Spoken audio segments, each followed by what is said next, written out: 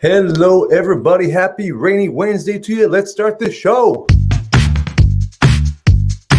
It's time for Andrew's refrigerator.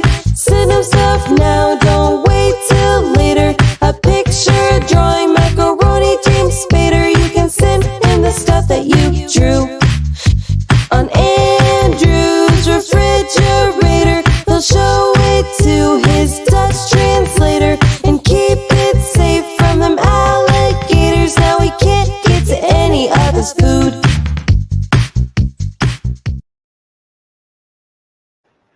Welcome, everybody. Welcome. Nice to see you all today. It's kind of rainy outside, but that's okay. Rainy days are going to happen. You know, just a good day to stay inside, make some artwork, and send it to me.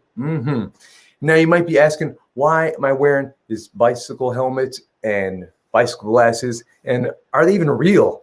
And no, they're not. They're just one of these things, I've got on the camera, kind of like this one. Remember this one? Yeah, this one. This is fun. I can look terrible and have bad skin and bad hair. I can just put this on. No one's gonna know. And these ones too. These are kind of freaky. Really? Why does it say that? Why does it say that? That's so weird. But hey, that's me. If I go this way and that way, I could do the whole show like this. But I don't think you'd like that, and I don't think I'd like it either. So let's just do this, huh? Yeah. But anyway, back to the bicycle helmet. Why do we have a bicycle helmet? Because this past weekend was one of the biggest bicycle races of the year, Milan-San Remo, 200 miles almost. And who won it? But this guy, Jasper Stuyven, from Belgium. Is it Jasper? I think he's Belgian, so it's Jasper and not Jasper, but I'm not sure. But hey, Andrew, this show is about art and books. Why are you telling us about this bike race and Jasper Stuyven? Because we have an artist also named Jasper. And so I thought, it fit together. One Jasper there, another Jasper there. So let's go straight to that Jasper's artwork. Actually, a collaboration between Jasper and Jackie, the two great J's. And we've got this great construction paper, nice little strands of construction paper, creating that grass and the worms, or is it snakes, in the grass there. Yeah, it's just fantastic. All it took was a brown piece of construction paper in the background, some different shades of green in little strands, and then we've got those three squiggly strands denoting the different types of worms or snakes. And you put it all together. Individually, these elements, they're not much, but you put it all together and it really is something. Well done indeed. I don't know if this is even glued down, or maybe it was just kind of laid down and they took a photo and that's it. And then they can fold it up and rearrange it into different forms, with the grass being closer together or farther apart, the worms being on top of the grass, below the grass. So all the different things that can be done here. So well done, Jasper and Jackie. A fantastic collaboration. We love those collaborations. Nicely done indeed. The next thing we will show is this one. Ooh, this is great. We've had one like this before. This is not a picture. This is not a photograph. This is not a painting. This is not a sculpture. It is a diorama, I believe is the correct term. That's right. The box was taken there, and the hummingbird and the flower, the box was painted, of course, first. I think it's easy to paint the box first before you put the hummingbird and the flower in it. Otherwise, you're kind of trying to go around. And I don't know how that hummingbird is floating in the air, if it's magnets, if there's some kind of fan, blowing the air to keep it like that. Is there a tiny little string at the top? But, or maybe there's I think there's a wire. Yeah, here, let's go to this photo. Boom. Yeah, yep, there's a wire. Maybe an old coat hanger, just kind of holding it in place there.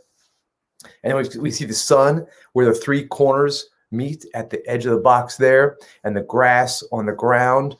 And man, what is that hummingbird made out of? Look at that. It looks like fruit or something, or wax or wood. It's a fantastic hummingbird. I don't know how it's made. Let's go back to the first one there. Boom. And that flower. I like how the flower is kind of looking above, I'm here for you. I'm here to feed you, hummingbird. And the hummingbird just has to float there and get all the honey, the nectar out of the flower. Is that how it works? Or does it kind of take the pollen from one flower to the other flower to make it all happen? I'm not a hummingbird expert. I'm not a hummingbird-ologist,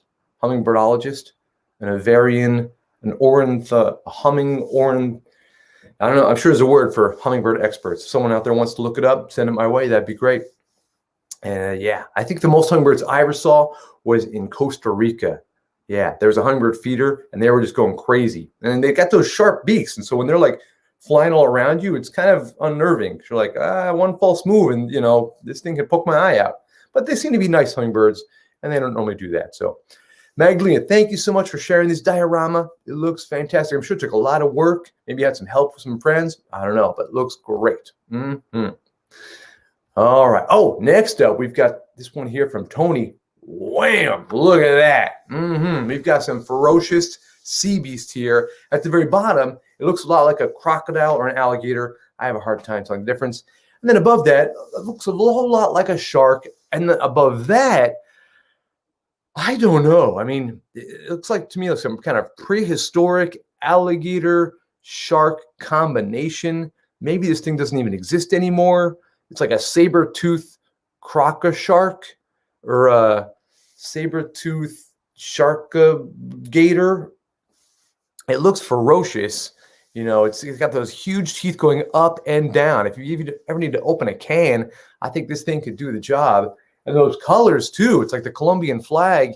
And yeah, it's like the yellow's on top for when it's floating below the water, and the blue is for when it's in the water.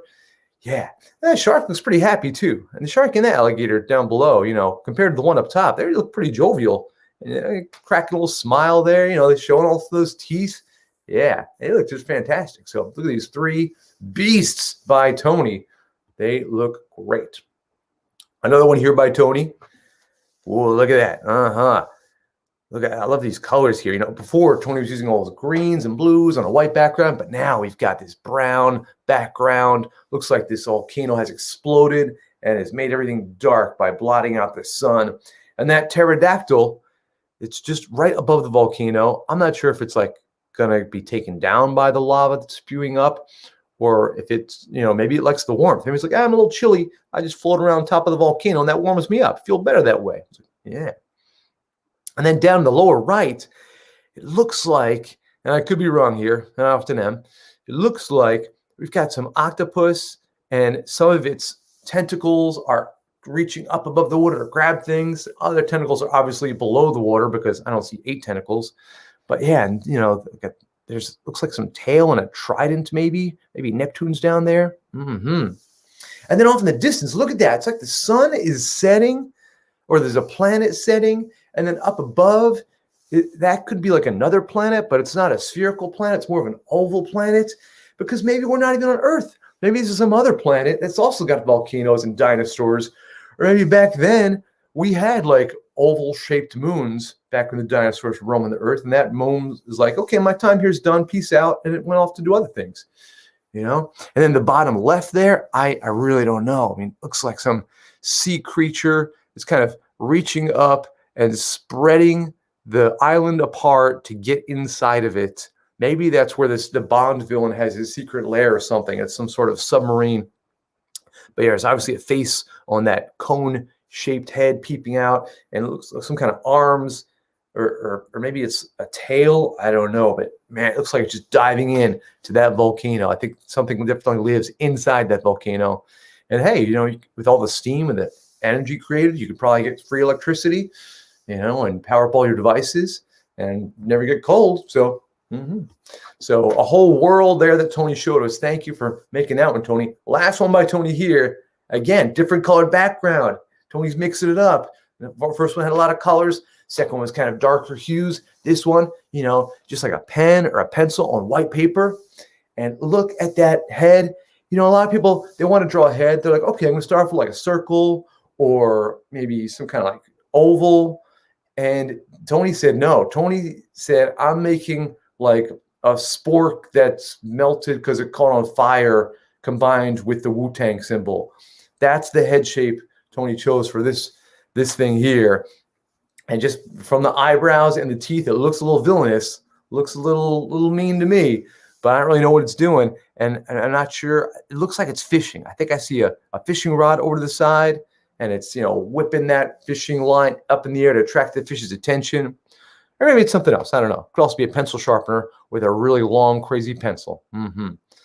But yeah, just that head shape alone, I can't stop focusing on that because the head shape really makes that one for me. Tony, well done. Loving all the stuff you're sending us. moving right along. Look what Jimmy sent in. Yes, look at this snake here. And it looks to me like it's made by a paper plate. A paper plate was kind of cut up in just the right way to make that snake. Lots of blues on the snake and that red eye in the center and that tail too. A little bit of red on the tail there, just so we know where it ends. And those ridges, yeah, those ridges kind of remind you of the scales of the snake. So well done, that paper plate to create that snake, Jimmy. And now this one here was sent in by Jimmy, and there's so much going on, so much, we're going to have to zoom in to see things a little better. So zooming in, here we go. Zoom. Now, in the center there, the big piece, the centerpiece, if you will, you know, I'm seeing like some kites or some wheels. Looks like it could be some crazy bike. Actually, I think, is it tomorrow? Neighborhood Bike Works is having an auction, or is that next week? Yeah, Neighborhood Bike Works in West Philly. They're having a big fundraiser. Check it out. Good prizes to win.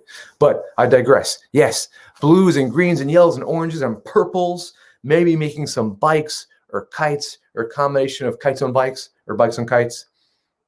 They look great indeed. And those cool symbols off to the side. Looks like a T, maybe for Brother Tony.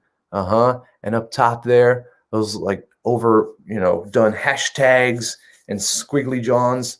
Nicely done indeed, Jimmy. And then the bottom part here, again, Brother Tony. Maybe that's why we've got like a babyish Tony the Tiger. It looks a little like a junior Tony the Tiger, right? Not a full-grown Tony the Tiger. And then all those symbols around, X's and O's. And some of them could be faces to me. Some could be like computer symbols. One looks like a ladder. One looks like, SpongeBob if he was kind of had a really bad day or something. But yeah, and then again, focusing on the centerpiece there, Tony the Tiger, lots of purples, dark purples, light purples, and then it's got the red hand. Looks like Tony the Tiger was caught red-handed. So well done there. Last one here from Jimmy is this collaboration. All these symbols. Yes, these are things that are amazing. I'll tell you something there, Jimmy. I'm actually, going through my Chinese flashcards, just something to do every day, trying to learn a few characters. There's thousands and thousands. I know a few, trying to learn a few more. And these things here remind me of those Chinese characters. It's like you're creating your own alphabet, which is not an easy thing to do. There's a lot of alphabets already out there. You got a lot of competition. You've got the Latin alphabet, and the Cyrillic alphabet, and the Korean, and the Chinese and Japanese. They kind of share one. But so, good luck. This might catch on. And if not, you can just use it. It could be a good learning exercise. But yes, look at all those symbols there. I'm sure they all mean something. I can't even guess. One looks like a shopping cart to me. Yeah. And one kind of looks like a G-A-I. It's like some kind of corporate logo, maybe. Yeah. A lot of money in the designing logo business, Jimmy. Yeah, I want to look into that. And those ones there look almost like the black dot with a little loop up to the other black dot, almost like musical notes. Yes. So thanks for sending this in, Jimmy. All these great notes there. And it looks like that's about all we have time for today. It's raining outside. Hope everybody has a great couple weeks. Come back again in another couple weeks. We'll do this again. Send in your artwork. Send in your books. Subscribe to the things. I don't know. It's time for Andrew's refrigerator. Send him stuff now, don't wait till later. A picture, a drawing, macaroni, James Spader. You can send in the stuff that you drew on Andrew's refrigerator. He'll show it to his Dutch translator and keep it safe from them alligators. Now he can't get to any of his food.